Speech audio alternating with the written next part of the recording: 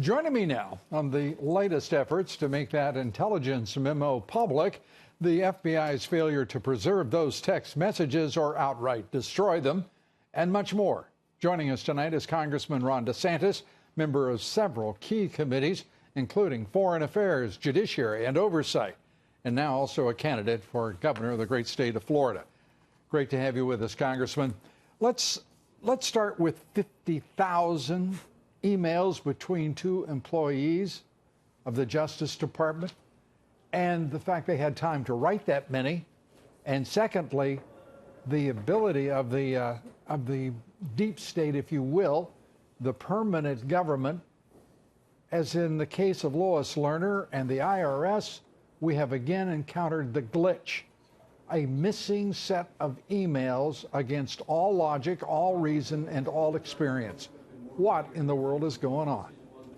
A few things, Lou. One is we need to figure out where the actual devices were that Page and Strzok utilized. There's no reason those shouldn't be produced. We need an answer on that. And even if there was some type of glitch, the idea that these text messages disappear, that is not the way it works with modern technology. I don't buy this explanation. We need more. Think about this, too. If the FBI were investigating any one of your listeners and they said, oh, documents magically deleted, or whatever the FBI was looking for magically deleted, do you think for 1 minute that they would be able to get away with that? So similar to the IRS, you can't have a situation in which a powerful government agency gets to live under a lower standard than that which it imposes on the American public. And the final thing, I think, is what a critical time period in this whole investigation. I mean, think about it. You're in the Trump transition to start. That was when that discredited dossier was produced for the first time and published by the news media.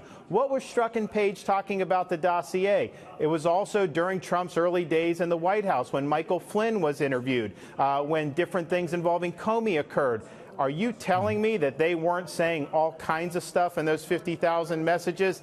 These are anti-Trump agents. And it's not just that they were anti-Trump. We already know from the messages we already saw that that affected what they were doing in their jobs. Yeah, it is, in point of fact, I mean, it's not as if they had a bias or that they're anti.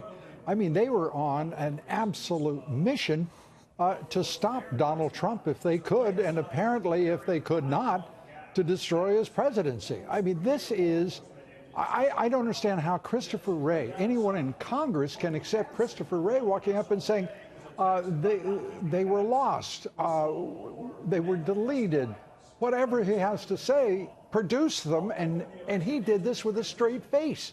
Christopher Wray, the head of the FBI. It's unacceptable. We are not accepting it. This is just the beginning. We are going to get the answers. But also think about the Strzok Page messages that were recently produced in this second batch. Right when Donald Trump defeated Ted Cruz in Indiana, Strzok and Page are texting back saying, oh my gosh, Trump has won the nomination. And what was Strzok's main response to that? Again, he's leading the Hillary investigation as the top FBI agent. He says, well, now the pressure builds to bring the Clinton investigation to a close. How does it follow from that? I mean, that is what the guy's bias was telling him to do. It's really outrageous. It is outrageous. And the Department of Justice and the FBI, Congressman, have become outrageous in and of themselves. I cannot understand why there would be any other response on the part of Devin Nunes, the head of the committee, the Republican leadership, other than to order in U.S. Marshals into the Justice Department and say, we want all of the records sealed for the top levels of the FBI and the Department of Justice. They're carrying out a campaign not only of denying oversight, their constitutional responsibility, as it is yours to oversee those to that agency and that department. They are absolutely just flaunting law and order and the Constitution, and it is beyond the pale that it can be tolerated. This is not a time for an IG inspector's report. This is time for criminal national security investigations of the two agencies who bear immense responsibility for national security. Well, I think it is clear that the FBI and the DOJ are not going to be able to investigate themselves adequately. Right. And if you do a special counsel, Lou, I think it's imperative that that special counsel not just be another swamp dweller. I want somebody outside the swamp who doesn't have any relationships with either of these agencies that could really go in and clean this up. And think about, too, the bias against Donald Trump, I think, is very significant. It's important. But also the mere fact that Strzok and Page, they're having this liaison. They're texting about really sensitive matters. They're opening themselves up to blackmail from our enemies. I mean, that is reckless conduct, even if they weren't politically biased, to be doing that. And somehow they're still working in the Bureau? And she tweeted today saying FBI Director Wray needs to provide an explanation. This is, I understand that there are great constraints and hurdles for the Congress to move here quickly with great alacrity. But this has now become an urgent national security crisis for the reasons you've described here tonight, for some of the reasons that I have mentioned. We know now the corruption, there's no question about the corruption. The evidence is already public. We have a 4-page memo that we don't seem to be able, even though every congressman, including yourself, who has read that memo says it is a matter that goes to the heart of the survival of the republic.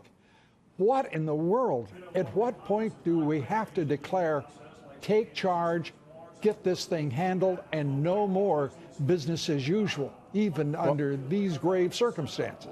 I've been fighting to make that memo public. I can tell you it is going to happen. I think that there's precautions that are being taken on the Intel Committee, which I understand, to make sure that when that's done, that there's not damage to any sources and methods. And I don't think there will be. I think they'll do that. So that is being vetted. That is going to happen.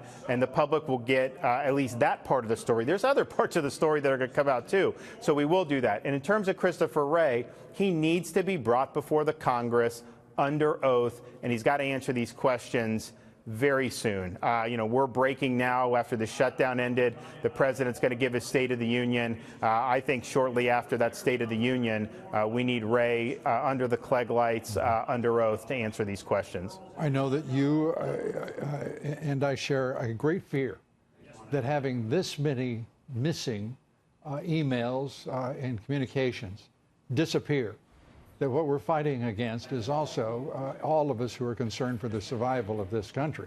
What we're fighting against is the prospect that a lot of evidence is being destroyed by the very people who should be preserving it. So the issue becomes, the crisis becomes compounded. Congressman, I have to say to you personally, I feel a lot better knowing that you are involved in leading the efforts there. Congressman Ron DeSantis, thank you.